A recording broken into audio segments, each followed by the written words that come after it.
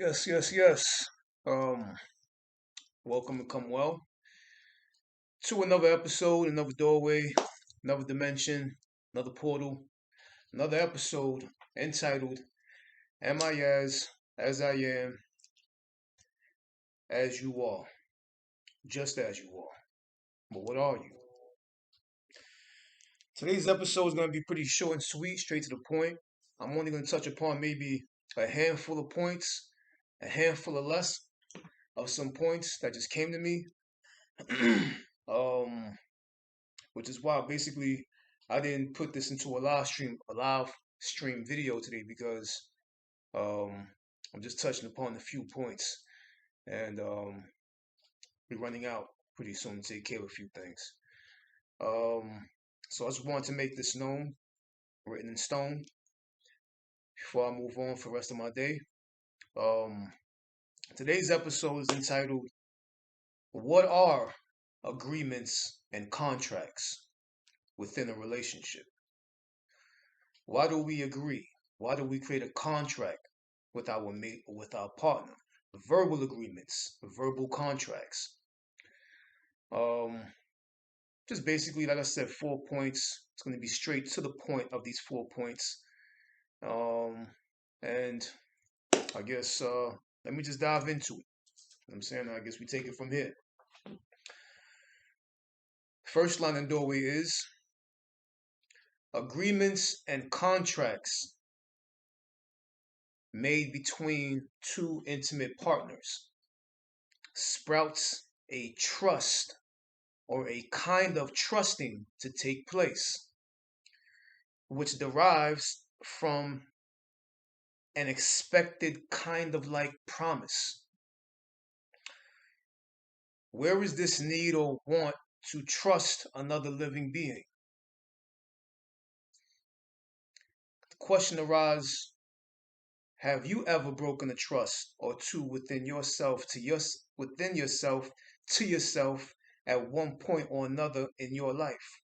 It could be a diet, it could be a drug, etc. I trust I'm not going to eat this. I trust I'm not going to smoke this or shoot this up anymore or sniff this anymore. I promise myself I'm not going to do that. Have you yourself ever broken a trust or a promise within yourself, to yourself, about yourself, for yourself? You know, um, in other words, it's saying, um, because trusting another, to have trust in another human being, or to have a certain kind of need or want for trust in another, um, which derives from agreements and contracts. Once again, like I said, I agree to be this way for you. We made a contract to be like this for each other and with each other, around each other, you know, around each other or away from each other. This is the agreement we have in place. This is the contract that we sign verbally with intention. Um, See, when you're placing trust in another, um, in other words, it's saying you're responsible for me and I'm responsible for you, which equates on the flip side of looking at this to irresponsibility on both parties. Meaning what? Meaning one is either too immature or too out of control to be responsible for their own happiness and balance. This is what it means to say, hey, I trust you. Hey, I trust you. What are you trusting for? Where does this need or want to trust another human being, another living being? Why would you want to trust another living being when you yourself broke your own trusts and promises within yourself that you made to yourself? If you are a default by nature, why hold something so sacred that only should exist within oneself on another or with another when you yourself have broken these things? to yourself, silently within yourself.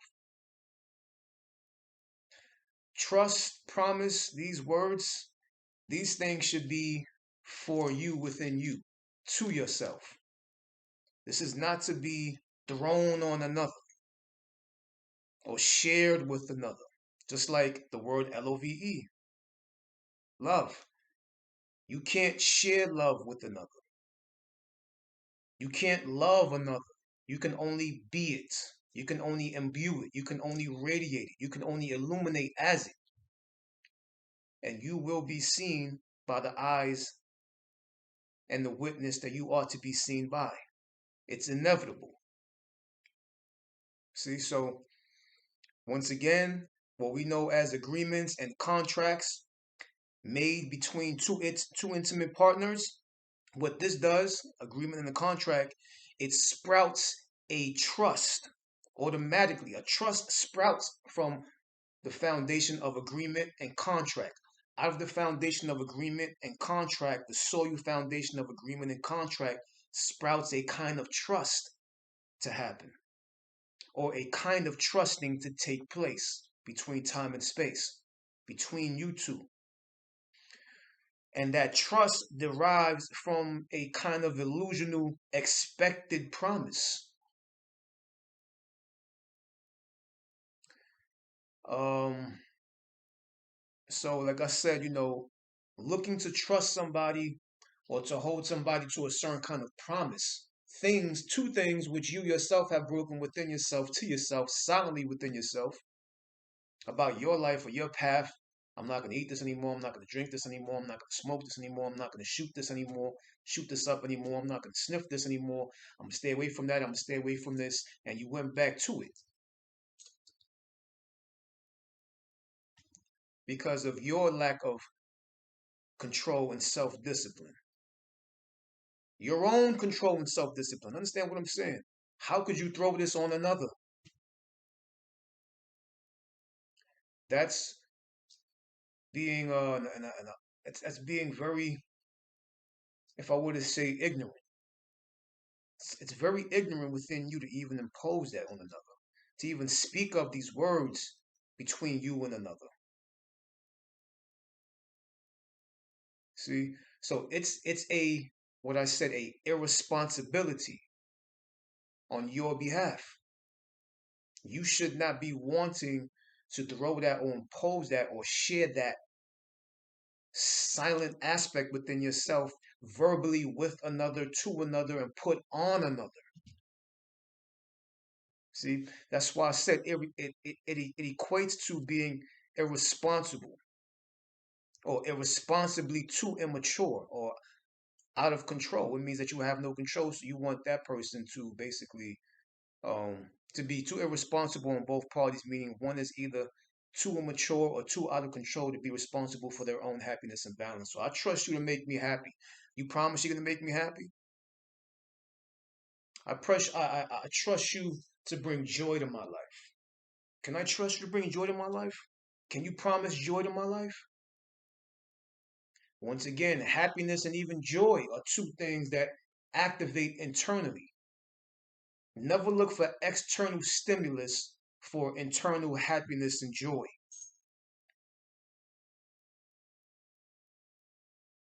Operate manually, not automatic. Stop looking for output. Be your own input, or get in touch with your own input. Be in tune with your own input. Be your own on and off switch. See? So, like I said, in other words, it's like saying you're responsible for me and I'm responsible for you. I don't want to be responsible for you. And I wouldn't want you to be responsible for me. It's not fair to you and it's not fair to me. I have my own things to deal with. You have your own things to deal with. And if you're miserable every day or every other day, and I count on you to make me happy, imagine how miserable I would be. Or if you're mad every day or every other day, if my mate is mad every day or every other day, and I'm counting on her to uplift me, to bring me joy and happiness, how much misery would I be in mentally and physically? One may not even be responsible or even know how to turn on that switch in itself to go from one extreme to the other, to be that middle pillar or that middle balance of self. Why would I put my trust on you to receive that in return? Then it's like I'm a dummy or I'm like a puppet on strings. I'm putting myself as a puppet on strings, or I'm the dummy in the lap of a ventriloquist. Then what do I need my mind, my action, my willpower, my intent, any of these things, what do I need it for if I'm just being a slave or a robot or a cyborg or a puppet for you and letting you be the puppet master of me? You tell me when to be happy. Tell me when to be mad. Tell me when to be sad. Tell me when to be joyful. How logical does that sound? Just a question. How logical does that sound? Don't count on another to control your happiness or your madness or your bliss or whatever. They don't deserve that responsibility. Don't put that on them. And stop trying to trust. There's no need to trust. Matter of fact, let me go a little deeper. Agreements, contracts, and trust remains sacred within oneself. It's not to be placed on another or shared with another. Understand this. But pure commitment and involvement between two experiences cancel out the need or want for agreements and contracts to even be created. Pure commitment and involvement. Commitment, involvement. You're committed to have that experience and you're involved in the experience. Commitment is something you get lost in. Involvement is something you get lost in. Commitment and involvement cancels out any need or any want for an agreement or a contract to be created or made. So you're saying, well, how do I cancel out agreements and contracts? I'm not making an agreement with him. I'm not making an agreement with her. We made a contract to do this or to be this way or to do this. There's no need for it if just both of you are committed and involved in the experience. Commitment and involvement means that you want to extract something from it within yourself to enhance yourself to some degree for whatever reason and purpose.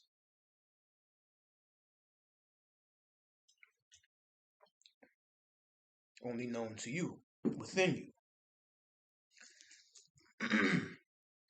Or what you can do, if you still want to have an agreement and a contract with this individual, with this default living being, just like you, if you want to still hold an agreement and a contract with this individual, simply rewrite the agreements and contracts. What do you mean by that?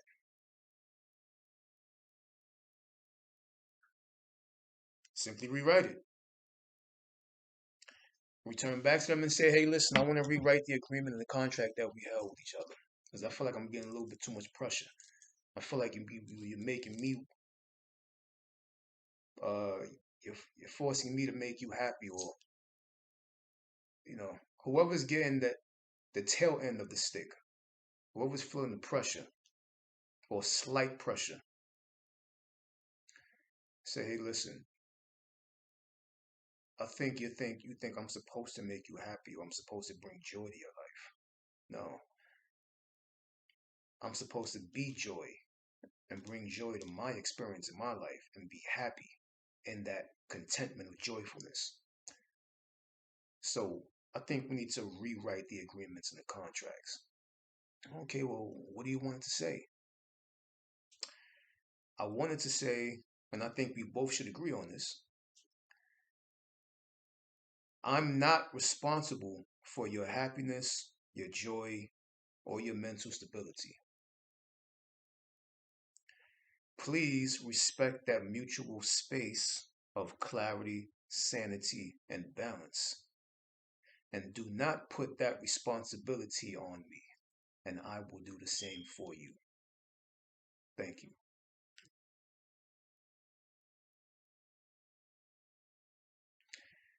And this rewriting of an agreement or a contract between you and your mate, it should be received on both ends because it's making nothing but pure sense and logic. If you still feel the need or want to create and uphold an agreement or a contract with your mate or with your intimate partner or with your wife or with your husband or with your boyfriend or with your girlfriend, whatever you want to call these names, titles, and labels, but it's really just your creation. But I'm not going to go there. I went there too many times, broke that down numerous times in various videos. But if you still feel the need, that commitment and involvement just ain't enough for you to grasp and to be and embrace, and you still feel the need to make an agreement or a contract with them, rewrite it in this format. I'm not responsible for your happiness, your joy, or your mental stability. Please respect that mutual space of clarity, sanity, and balance, and do not put that responsibility on me, and I will do the same for you. Thank you. Do we have? Is there a connection to that? Do you get where I'm coming from? Are you receiving that message as well? Does it make sense to you? Is it logical to you? And see what he says, or see what she says, how she responds to that, how he responds to that. See? Just makes sense. Okay. The next line in doorway is we know that people become possessive, territorial, and owning, or like to own somebody. They become possessive of somebody, they think someone else is their territory, and they think that they own this person. So, I said, what is the core of possessiveness, territorialism, and ownership? What is the core? Why do we feel this way? Why do we feel that we have to possess this person? That we feel that they're our territory or that we own them and they're ours and only ours? What is the core of possessiveness, territorialism, and ownership? Why do we think that way? Why do we function and operate mentally from that? Why are we like that? Where does it come from? What's the core? Where does it derive from? Let's check it out. Your mother or father or favorite toy, bike, and or game was taken from you when you were young, and young being in a subconscious program training. You were in subconscious program training, or you were being programmed, or a programming was being created within you to be a certain way. See? And people can say this deals with the attached and detached kind of understanding within oneself. Getting attached to something and having to detach from it. There really is no such thing. But we have to understand, why am I so possessive? Why am I so territorial? And why do I feel like I own this person? It comes from a subconscious way of being when you were a child, most primarily when you were a child or a kid. I would say, yeah, from like 5 years old, 1 to 5,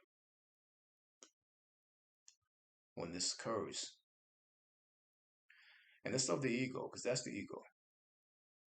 Like I said, your mother was taken away from you, or no longer came and arrived. Your father left, or was taken away from you. She transitioned, or mommy transitioned, or something happened, or he left, or she left. or she didn't return, or he didn't return, or he wasn't there as much, or she wasn't there as much, or your favorite toy was taken away, your favorite bike was lost or stolen, and your game was broken and taken away from you and given to somebody else, just taken from you because you were punished, and you know, and you were young when this happened. And the young or the youth is when subconscious programming begins. This is where your subconscious mind gets created. This is where that program gets put in place. So, in other words, what I'm saying is you're not really possessive over that person, looking at that person as territory or wanting to own that person. Realistically, you're not. You just see them as the same things that were taken away from you. Or you see them in that kind of conscious light with subconscious program. You're doing the same behaviors as a child, which is why when you become possessive, territorial ownership, that is kind of the epitome of ego. That's kind of the epitome of being ignorant and immature. No matter how old you are or how mature you think you are, if you're acting in these natures, possessiveness, territorial, and ownership, these three things, then you are still simply an adult, still in a child's mind or a child's behavior. That's mine. She's mine. He's mine. There's no reason to say any of these people are yours. If they want to be with you, they simply will just be, and they will be there with you. You don't have to say, stay here with me. That's like saying, that's like putting a leash on a dog and walking them out, or closing the doors and the windows so the dog or the cat can't run out and can't get out and run away, possibly run away. That's kind of slave like behavior, slave master like behavior. There's no reason to claim anything. If they're there, they're there. If they're still there, then they're still there.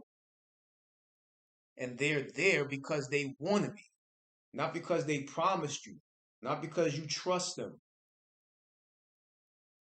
but because they want to genuinely still be there with you in that experiencing that present relationship with you.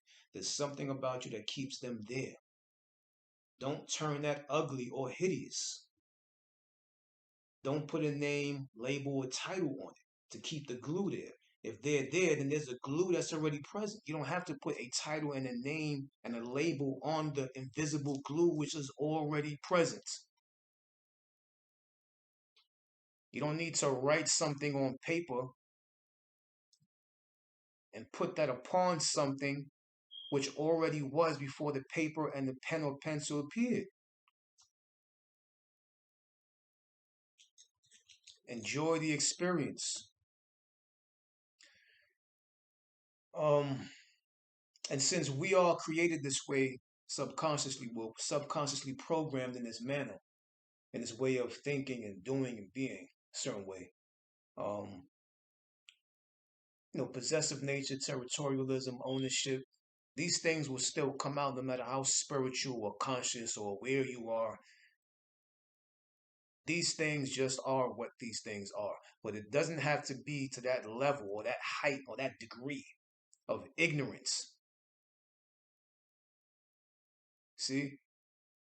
You can notice it when you're doing it, when you're about to reach and grab, and you say, no.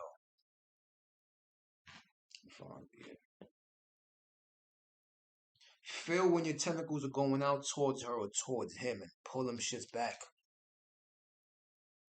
Like I said, you're going to slip, but it just depends how far you slide. And you're going to slip because of your subconscious programming, your childhood programming. Being a child, being a kid, being of ego, which is the baby of the infant. That's ego. See, so this is this is where you can tell where you're at. Um, also, now this is where other things come when it's based upon putting trust once again that someone else will make you happy and be joyful, right? And this is where this shit comes from. When other people like mommy and daddy and family, being a baby, infant, child, kid in these particular developments, in these specific development stages of growth. When other people like mommy and daddy and family made you happy or made you mad or made you angry for whatever reason or for whatever reasons when you were young, ignorant, and mature. Pardon me, yeah. When other people like mommy and daddy and family made you happy, mad, or angry for whatever reason or whatever reasons when you were young, ignorant, and immature. See? What this means is what I'm saying here is you trust somebody to make you happy and to make you joyful, to make you mad, to make you pissed off, to make you angry, to bring bliss to you. You're subconsciously trusting this person to make you happy, to control your feelings. And they say, well, what do you mean by that? How? Well, this comes from when other people like mommy, daddy, and family, when they made you happy, mad, angry for whatever reason or whatever reasons, when you were young, ignorant, and immature. Meaning that you got your toy like a baby. I'll put it like this.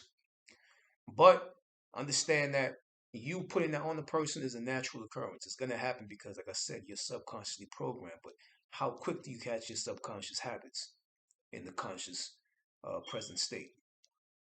But that's a natural occurrence because when you were a baby or infant, you cried and screamed to be fed or changed. And when you were changed and fed, you became empty and happy from being changed, and then full and joyful from being fed. That is the epitome of emotional control and thought influence, meaning that when you cried and screamed as a baby and infant to be changed and fed, as soon as mommy and daddy, or mommy or daddy, changed you, you became empty and happy. And as soon as mommy or daddy fed you, you became full and joyful. See? So that's why I said doing this is the epitome of emotional control and thought influence. So since they made you like that as a baby, you're looking for your partner, your intimate partner, or your mates, or your husband, or your wife. You're looking for them to make you happy because as a baby, that was emotional control and thought influence. It influenced your thoughts and it controlled your emotions. So, and mommy and daddy is another other person besides you. So you look for this other person besides you, which is your mate, to make you happy, to make you joyful, to keep you full. Like I said, our adult behaviors with our mate come from a subconscious programming, a subconscious training from baby to infant to child to kid. Baby, infant, child, kid. Between 1 and 5 or 1 and 7. I would say 1 and 7 years old. Or birth and 7 years old. Birth and 7 years old. This training, this programming happens. And you take this with you. And this behavior just repeats itself with different people, but it's really not about these other people. It's really something that you haven't addressed and confronted within yourself and neutralized within yourself to remain a mutual being around other living beings. So how do I neutralize that? How do I neutralize that? Just acknowledge it. By acknowledging this subconscious programming, guess what happens? You automatically receive intelligence or information about it. You automatically begin to neutralize it because you know you don't want to be that being anymore. And that just deals with logic and common sense. Who wants to be irritable? Who wants to be aggravated all the time? Who wants to be frustrated? Who wants to be mad in their right mind? Who wants to be angry? Who in their right mind wants to be this way? See, so that emotionally controlled you and had a great influence on your thought, which is why you are now an adult and you are emotionally controlled by the subconscious programming in the constant present relationship with your mate. There's something in metaphysics where the elders say, you're never older than 7 years old, which is where you get the whole understanding of the seven chakras, and each chakra is 7 years. 7, 14, 21, 28, 35, 42. And you can see where you're governed within. Most people are stuck within first to third chakra, anywhere between 7 and 21 years old. But most people are really truly stuck within their first chakra, or haven't yet addressed and confronted their first chakra, which is the 7 years from birth to 7 solar cycles young. That's what I call it, but from birth to 7 years old, whatever. So, like I said, this comes when you're a baby. You have no control over that. You can't do shit about it. You screamed, you cried and screamed to be fed and changed. And when you were changed and fed, you became empty and happy because they got that dirty ass diaper away from you that you pissed all on and shit it all in. And you became full and joyful when they fed your ass. That alone is the epitome of emotional control and thought influence. It controls your emotion whether you know it or not, and it influences your thoughts that you have when you get older, whether you know it or not. To neutralize that, just acknowledge that truth. Just acknowledge the truth. When you acknowledge, you receive. It's a simultaneous give and receive. It's a simultaneous thing that happens. Okay? And you will receive the light just by acknowledging that dark aspect within yourself. Okay? Or that hidden aspect. I'm going to say dark, the hidden aspect within yourself. Something, a light comes to a surface just by acknowledging that subconscious programming and subconscious training that you were raised in or raised as. Okay. The next thing is, let's look at the core of entitlement, stubbornism, and selfishness. When people feel entitled to things, to a certain kind of treatment, massages, attention, acknowledgement all the time, they feel entitled, they're stubborn, and they become selfish of the other. So what is the core? The core of entitlement, stubbornism, and selfishness. Simple. We just looked at the core of possessiveness, territorialism, and ownership. Now we're just looking at what is the core of entitlement, stubbornism, and selfishness. Because these 6 things is how you are with your mate. And when you recognize that you are these ways, that means that you have great potential to change these ways about yourself. Only when you can recognize these ways about your personality, your present personality, your adult personality, your present adult behavior.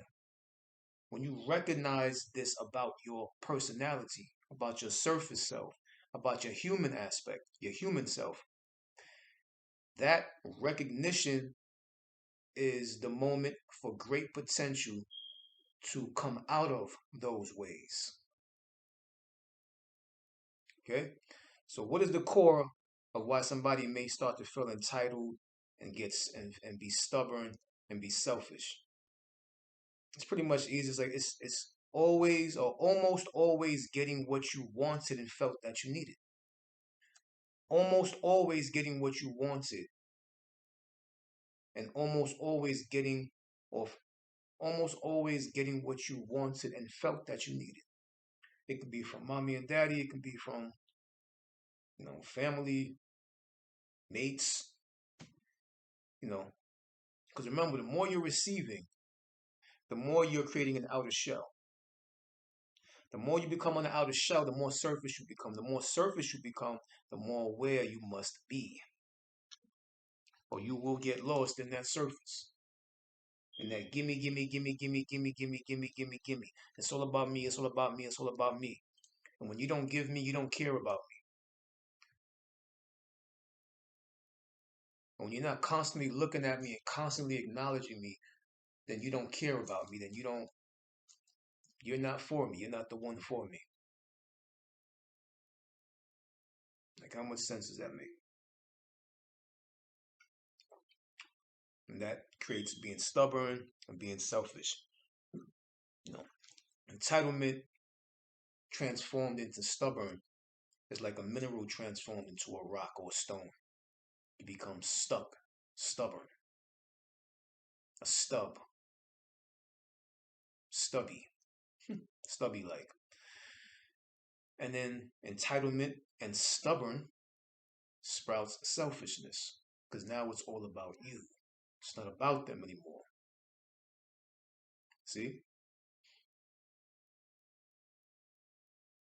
And if you recognize these ways about yourself in silence and stillness and being humble to these ways, knowing that these ways are not you, they're just something which was created for you, which you morphed into and transformed into from your upbringing or from your raising, from a baby or infant to a child and a kid.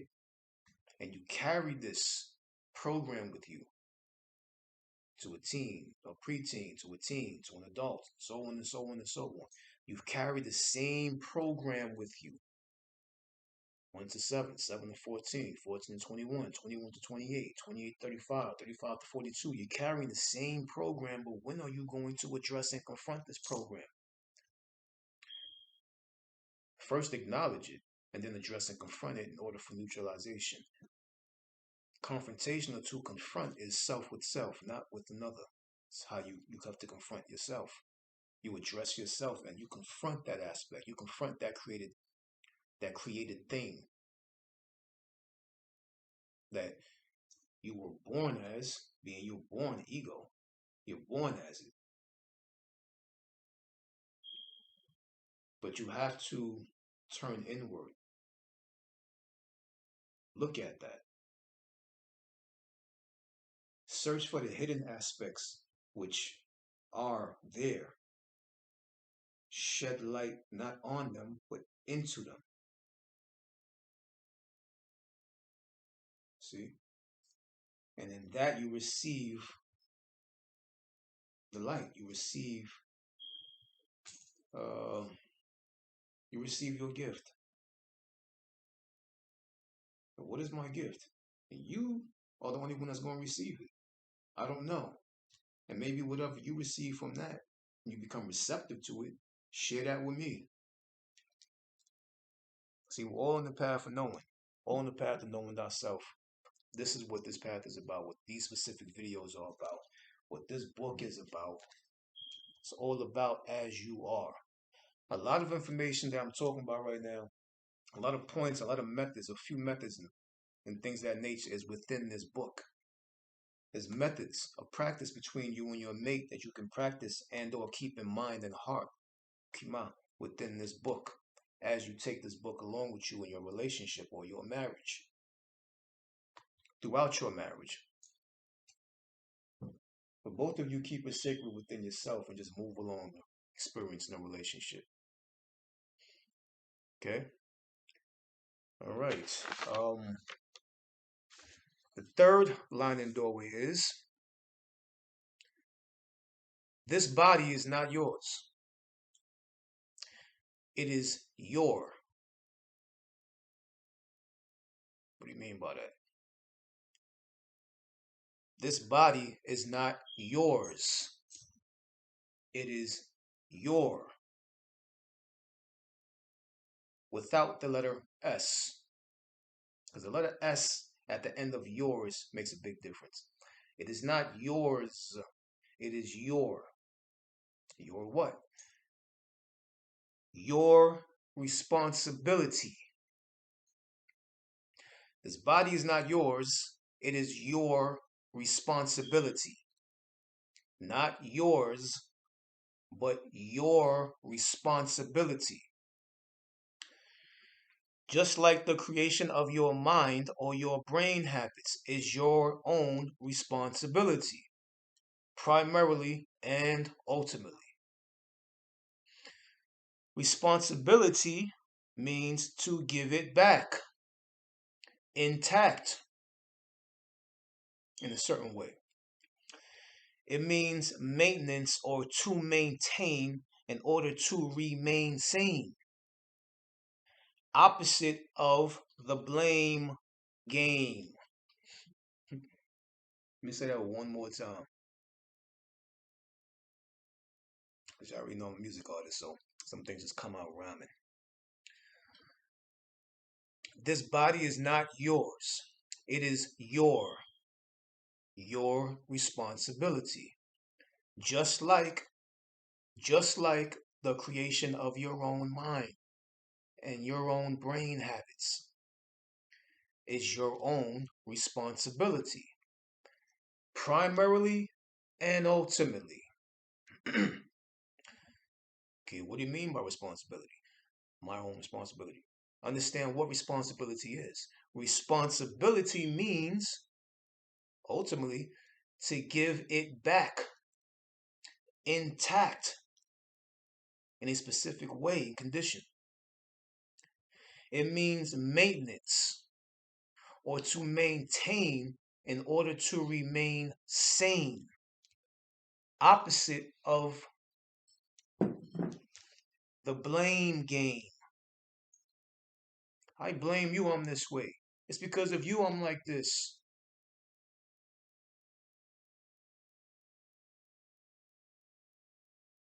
Right. See, so in this reality, nothing is yours. Sometimes you even have to question your own thoughts. Are these thoughts even mine? My thoughts of beauty or my thoughts of unfairness or my thoughts of, you know, ugly or are these thoughts even yours? Remember, we were created. We are a program. We were trained to feel and think a certain way at a time when the subconscious mind needs to be developed and created. You need to address that subconscious creation. You need to confront that subconscious programming and reprogram. But before you reprogram, you have to deprogram.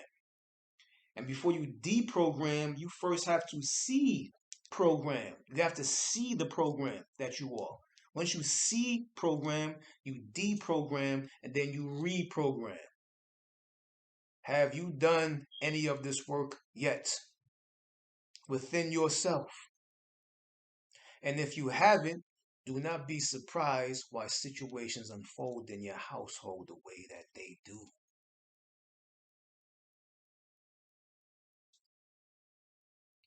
You know, there's nothing to be surprised at. So nothing is yours, not even this body. So how can she be yours? How can he be yours? Which once again falls back to ownership, possessiveness, and territorialism.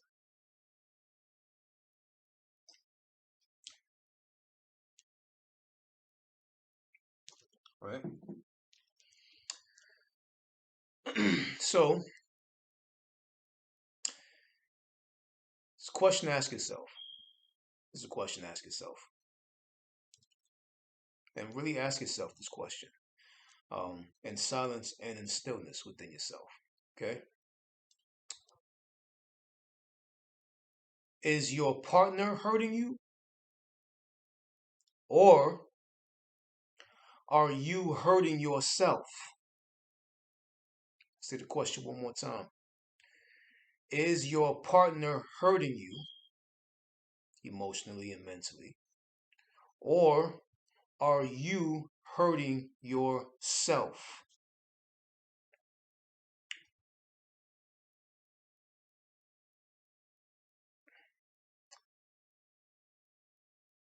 And this is like,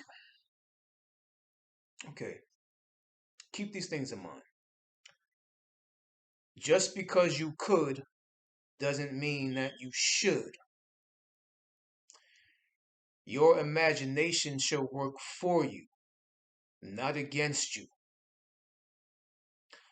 Why look? This comes to certain situations, certain people. Why look and search when you can see and witness?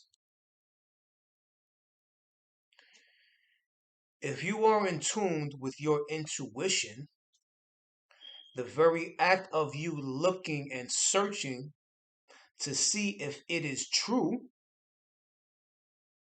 from fooling yourself into believing that you trust and that you trust it and feel it to be true, your intuition, means that you never trusted it to be true to begin with, which means you never trusted your intuition to be true to begin with, meaning that you're really not in tune with your intuition. What do you mean by that? Of course I was. I felt this intuition. I felt this thing, and I was correct, and I was right. I looked, and I found it, and I seen it, and I knew it was right. I knew it was true. I knew I was correct. Well, that still means that you never trusted it to begin with, thought that it was true to begin with. What do you mean by that? Meaning that because, meaning that you're really not in tune with your intuition because you doubted it and have always doubted it all along. If you're truly meant to see something, then it will be and shall be seen by your eyes without looking and searching. Intuition is spiritual. Looking, seeking, and searching is human, which means that first you doubted your own spirit and spiritual nature. That one, you doubted your own spirit and spiritual nature. And two, you've created yourself, you crossed yourself over from a divine realm into a mortal place, or divine space into a mortal place, which means you are now governed and bound by your lower to lowest nature, i.e., anger, frustration, madness, insanity, jealousy, hatred, ill health, which means closer to death, chemical imbalance, or ill health both mentally and physically, self poisoning, dying, bringing self closer to death, chemical imbalance. So there's an understanding to this. Say it one more time. Uh, Is your partner hurting you or are you hurting yourself? You see, sometimes people have habits that they may have never told you or may have blanked out their minds so they don't have to remember ever again. Usually people who hurt themselves will do this looking, searching, and seeking in people's things, in their house, in their home, in the other's personal space. Um, it's that means that they're searching and seeking to hurt themselves. And sometimes that may be an individual at one point in their life who may have tried to commit suicide or may have tried to drug themselves to a certain point or have an overdose to a certain point, or may consume or eat a certain way that is not the greatest for the body's condition, which means that they're consciously hurting themselves, know that they're hurting themselves. And this kind of individual behavior turns into a relationship behavior where you will constantly see them trying to hurt themselves, trying to make themselves mad, trying to make themselves miserable, seeking for something to make them angry.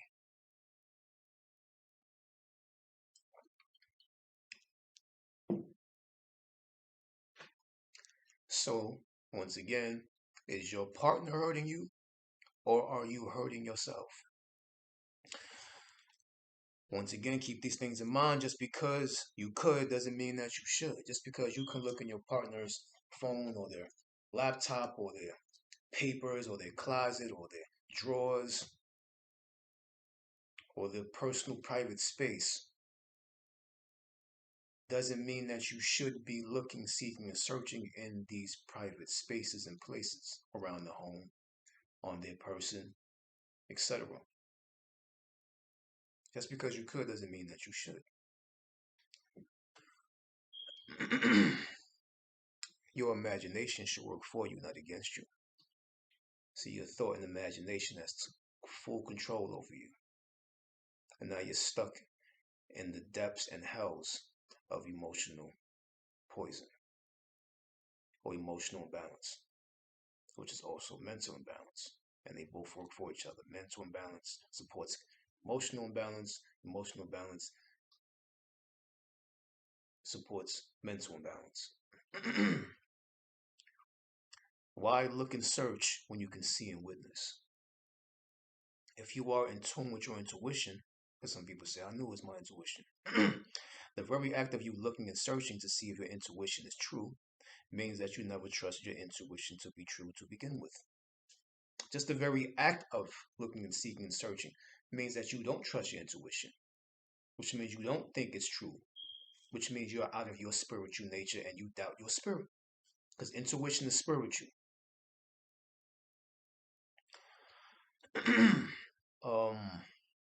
And it means, it's a fact, sorry to say, but it means that you're really not in tune with your intuition and never was at all.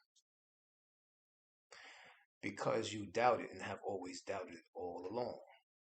If you're truly meant to see something, then it will be and shall be seen by your eyes without looking and searching for it. Intuition is spiritual. Looking, seeking, and searching is human. Which means, once again, that first you doubted your own spirit and your own spiritual nature. You doubted it. And second, you've crossed yourself over from a divine space into a human place or a mortal place. Which means at that space or level that you're now governed within, you are now governed and bound by your two lowest nature, i.e., anger, frustration, madness, insanity, jealousy, hatred, ill health, both mentally and physically, self poisoning, dying, bringing self closer to death, and chemical imbalance. Just by crossing over from your spiritual nature to your human nature, you've taken something which was spiritual and you turned it you upside down to that which is human. You turned your crown upside down, your crown chakra. Because when you're governing here, then that means that you turned your crown upside down. See the S, spirit. You turned your crown, which is up here, upside down. So now your crown is here. Even though you may have a crown chakra, the red, orange, yellow chakras now become your crown because you've governed yourself here. Even though you were here at first, but now you governed yourself here. And you pay no attention to here. This doesn't even mean shit to you anymore, following your heart's path, or following the path of the heart. Right?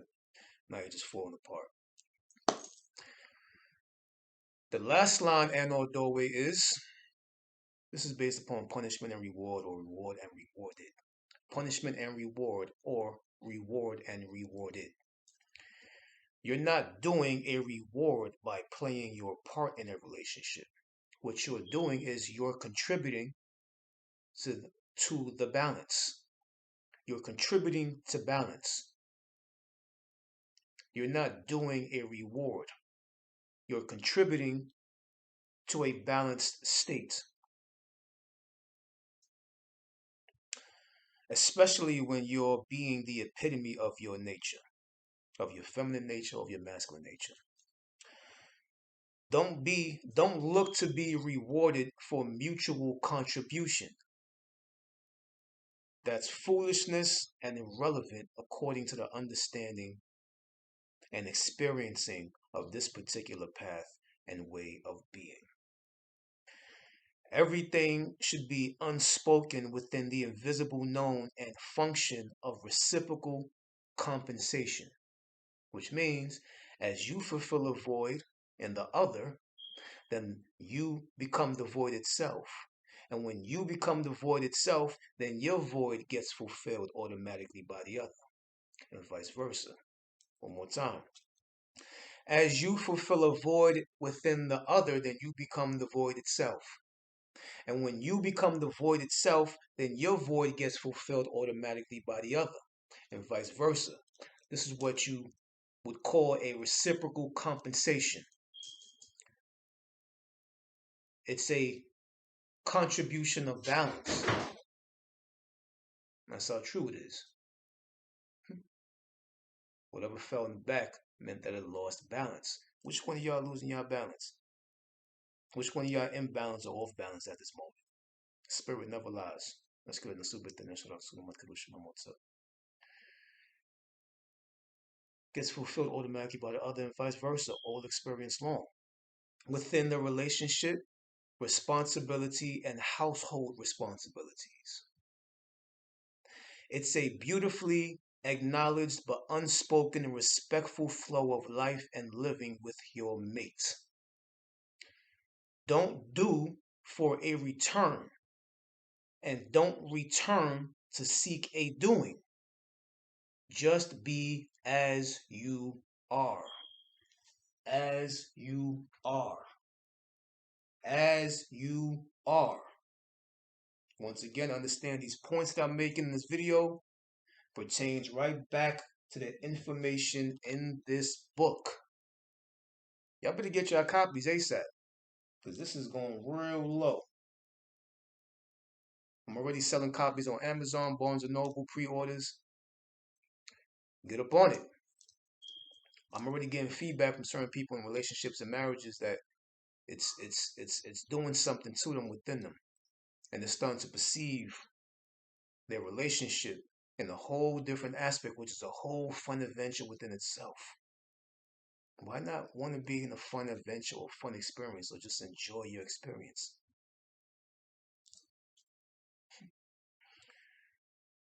Okay. Um, This is a question to ask yourself. Both here to ask yourself. How do you feel about your mate, regardless of how they make you feel?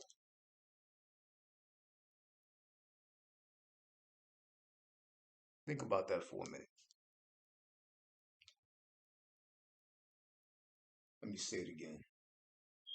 How do you feel about her? How do you feel about him, regardless of how he makes you feel or how she makes you feel? How do you feel about them regardless of that?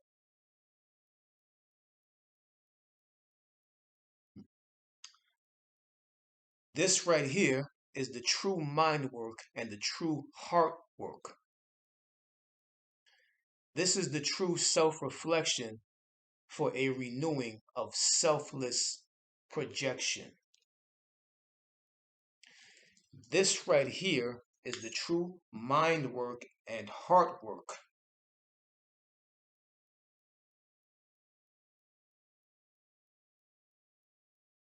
Pardon me. This question itself is the true mind work and heart work. This is the true mind work and heart work. It's a funny question to ask yourself too, because a lot of shit's gonna open up in y'all. And remember, you will get lost before you become found. Alright? Lost within yourself before you find yourself again, especially in this kind of question. How do you feel about your mate, regardless of how they make you feel? And this question right here is what you call what is known as the true mind work and true heart work. This is the true self-reflection. Self-reflection. What is self-reflection? Well, here is self-reflection, especially in relationship. Because a relationship is the best class and the most fun class to learn of self, to get to know thyself. And the reason why I say that once again is because you have made this individual emotionally and mentally directly connected to you.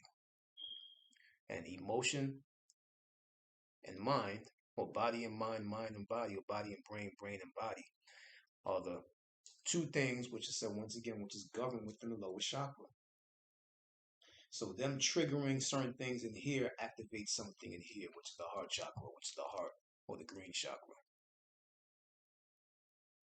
See, them activating, them triggering something in here starts initiation here in the soul or the solar plexus, and that activation from initiation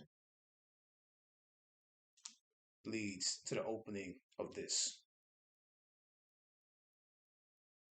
See? Activation, initiation leads to this, the opening of the heart.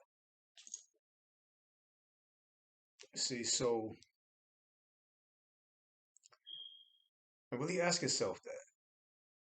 This is what you call true self-reflection.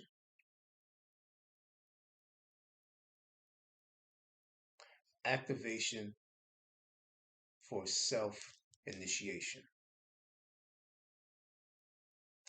Activation for self-initiation. See, from the root chakra, soul chakra, to the heart. And you do this by being the spiritual aspect of yourself, which is known as the blue chakra. Okay? The understanding or the knowledge of it, these chakras and colors and stuff. So this is true self-reflection for a renewing of selfless projection. When you project yourself again from an internal self-reflection, when you project yourself becomes selfless as a selfless projection derived from self-reflection. True, genuine, honest self-reflection. To self, with self, as self, for self. This is why this whole path is all about giving until you cannot give anymore. Some people say, well, I gave it my all. That's not your all. What do you mean by that? Because you're still here. And you're still with her, right? Yeah. So how can it be your all if you're still here in my face talking to me? Well, I gave him my all. No, you didn't. How so? You're in front of me talking right now. You still in a relationship with him? Yeah. That means you can give more to him. You can give more of yourself, not more to him or more to her. Stop focusing on these outer projections or these outer creations of yourself. She, once again, is a creation of you. He is a creation of you. Give to your creation, which is known as a he. Give to your creation, which is known as a she. It's your creation. You Frankenstein them. Why not give all to your Frankenstein? Whether you're male Frankenstein or you're female Frankenstein. Why not give them your all? And keep giving. Once again, this is why I said this is why this whole path is all about giving until you can't give anymore. Give not to receive, but to recede, to shed the layers. Give to recede. Don't give to receive. No, not receive, recede. Recede with a D and an E, not a V and an E. Don't look or expect for anything in return. See? So that's your homework. How do you feel about your mate regardless of how they make you feel? That's true war. Like I tell people, you rather be in a physical war with weapons against an army on the battlefield than to go to war with your mind and your heart. Because this is the illest war. This is the illest battle. That's why I'm dressed in camouflage right now. I'm about to go to war, as I do every day, with my mind and my heart. Go to war with your mind and your hearts. This is where you go to war at. You scared of this war though, right? You rather do this war, you rather do this war, you rather do this war, than go to war with here. So really ask yourself, damn, how do I feel about her? Yeah, but she makes me feel this, but now I can't think that way. She makes me feel this way. Wow, she's so nice. She's so pleasant to be around. You know, I like when she bought me that. As a matter of fact, I can't think like that. But damn, how do I feel about her? How do I feel about her? Genuinely, honestly, just me conveying to her. How do I feel about her? This is internal work. How do I feel about him? Oh, he bought me flowers. Oh, he bought me this nice thing. And he gets me this. And he sings these. Matter of fact, I can't think like that because I have to think. I can't think of the receiving or to be the receptive aspect. I have to think as being the conveyor. How do I feel about this man? How do I feel about him? What about if he never gave me anything or never did anything for me? How do I feel from that point about him? How do I feel about her if she never did nothing for me? She never bought me shit. She never did nothing for me. Made me feel a certain way. Say I look nice today, or I told her she looked pretty. Whatever. If I never received this from her, any gifts, nothing. How do I genuinely, at an empty zero state of being, purely, genuinely, and honestly feel about my creation?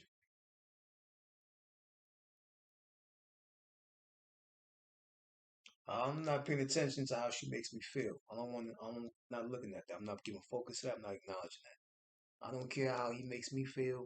I need to really understand how I feel about this man or my creation, minus what he does for me or gives to me. That's the homework. That's the heart work.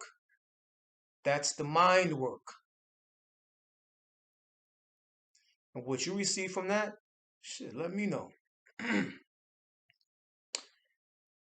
This next thing right here is just the last thing is just when your mate is in a certain kind of mood or state at some point and moment in your relationship, or certain points and certain moments throughout your relationship, which is of the lower nature. When she or he is of this lower nature, what should you do? Let your mate be mad, angry, or upset in that moment without you becoming mad or angry at their own madness and anger. Understand with compassion within you that they themselves are in a cyclic possession in that specific moment.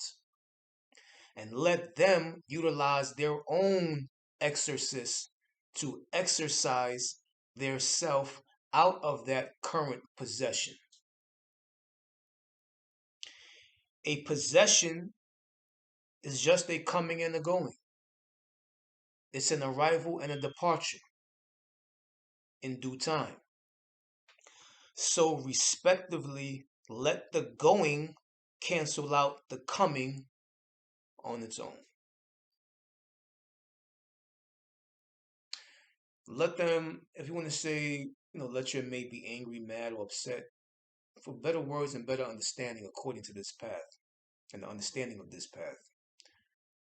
Let your creation identify the presence of madness and anger amongst them, not within them. According to this path, it isn't wise to say, I am mad.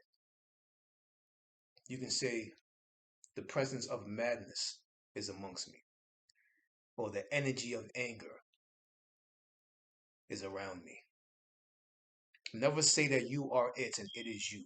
That's immediate identification. No. Say, I'm feeling the presence of madness at this moment.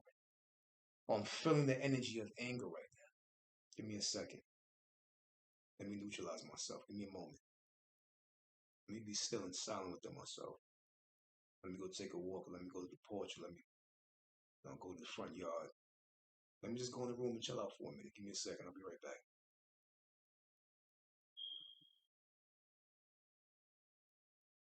Let them be in that space. And you have to let them utilize their own exorcist to exorcise them out of that current possession. They're a god within their own right. Let them create their own heaven and their own hell for themselves. Let them also acknowledge and recognize their own heaven and their own hell that they have created for themselves. And the reason why you're doing that is because you're promoting their own responsibility of their own self. You're saying you're responsible for that. I'm not responsible for that. I got nothing to do with me. And I want you to address that within yourself, because you're the one that has to neutralize that, not me. Don't count on your happiness and balance outside of you or in the external form. Neutralize yourself and balance yourself and be responsible for yourself. Be responsible for your own madness and be responsible for your own happiness. I have nothing, absolutely nothing to do with that. A possession is a coming and going. It's an arriving and departing, and a departing. Let the going, but have faith in the going to cancel out the coming.